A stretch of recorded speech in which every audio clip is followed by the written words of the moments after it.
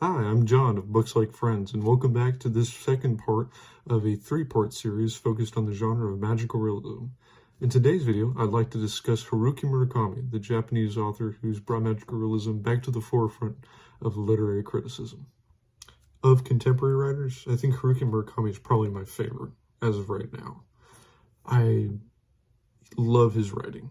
His novels are amazing. I especially love his short stories. Each of them has such vivid imagery, distinct taste of ennui, and more or less a lot of these characters are focused on being kind of lost in their lives, not knowing where they're going, not really sure of what they're going to do, and I relate to that.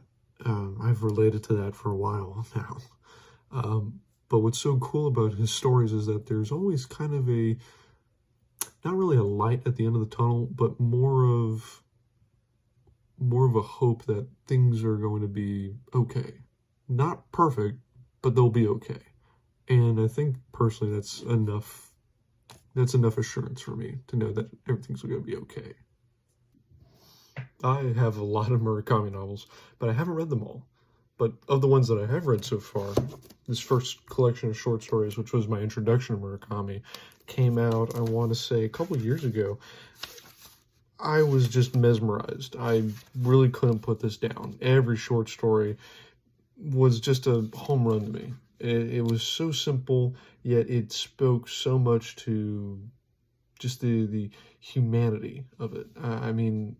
There's such a intimate connection with these characters and the overall setting and subject matter. I really love the short story On a Stone Pillow. Not to spoil it or anything, but the relationship between the narrator and the woman who is a writer, who writes poetry,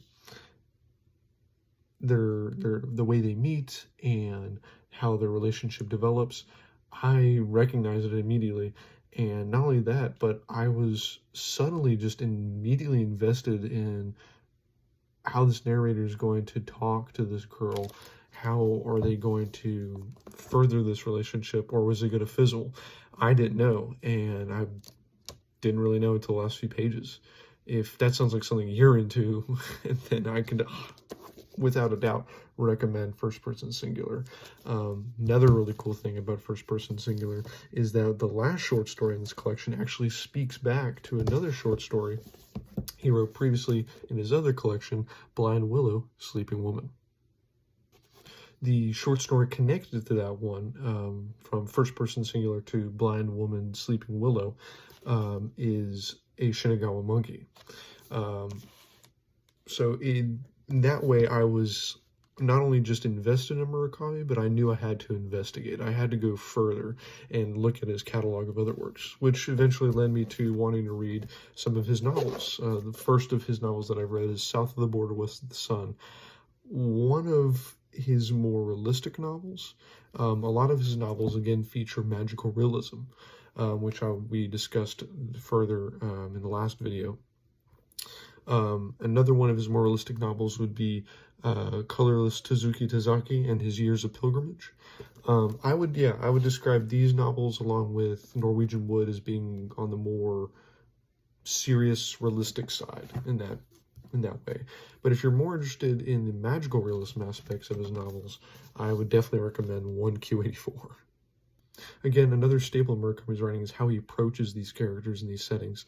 It's very simple. It's not hard to follow, and it just builds and builds and builds off of each other, these details, these relationships between the characters. 1Q84 starts off in the beginning in the back of a taxi with classical music playing. You wouldn't think that much, but as the chapter progresses and by the end of that chapter, this character is thrown into a whole different world, one that is very similar to the real world, but something's off. And then as you get to read more and follow the other characters in 1Q84, you get to see just how weird this other world is. Now, if weird fiction is what you're looking for, and you really want to take a deep dive into some of that more contemporary magical realism, I would definitely recommend The Wind-Up Bird Chronicle and Hard-Boiled Wonderland and The End of the World.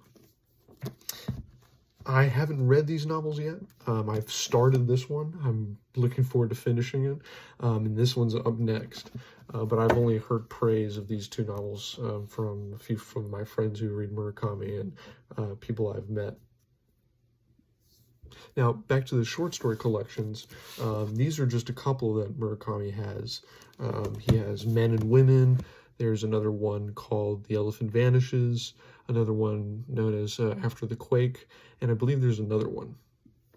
What's awesome about Murakami short story collections is they either go from being themed around one unique signifier, for example, first person singular from the title and all the short stories within the collection, every short story is written from first person singular narration. As for his other collections, he has much more variety. So if you're a little intimidated by the size of his novels, or you're not sure if you're willing to stick it out for over 200, 300, 400 pages, or in the case of 1Q84, over 1,000, then I can understand why the short story collections could be more intriguing. And there's actually a small fan base of Murakami readers who prefer his short stories over his novels. I personally love them both.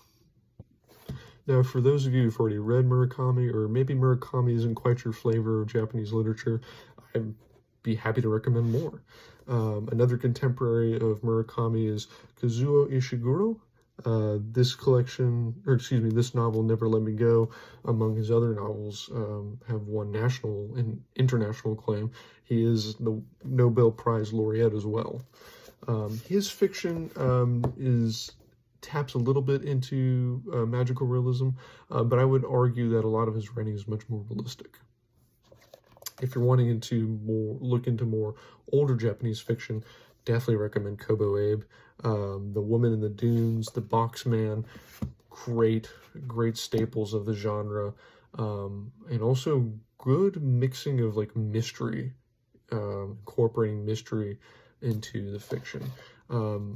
Yukio Mishima is also another great writer. I really love his style. It really punches me in the gut.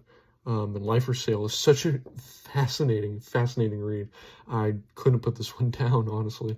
Now, these writers are only to name a few of Japanese finest writers. And if you're looking for more contemporary writers, there's writers that I didn't even begin to mention, like Yoko Towada, Hiromi Kawakami. There's also Sayaka Murata, Banana Yokomoto, just to name a few more. I hope this video has sprung some intrigue into Japanese literature, and also furthered intrigue into magical realism as a genre. Please leave a like, subscribe, hit that bell if you did, and leave a comment below if there was a novel that you're interested in, if there's a Japanese writer I forgot to mention, or if there was a book recommendation you'd like to share with I and the other viewers. We'd love to hear about it. I hope you enjoyed this video, and enjoy reading your next novel.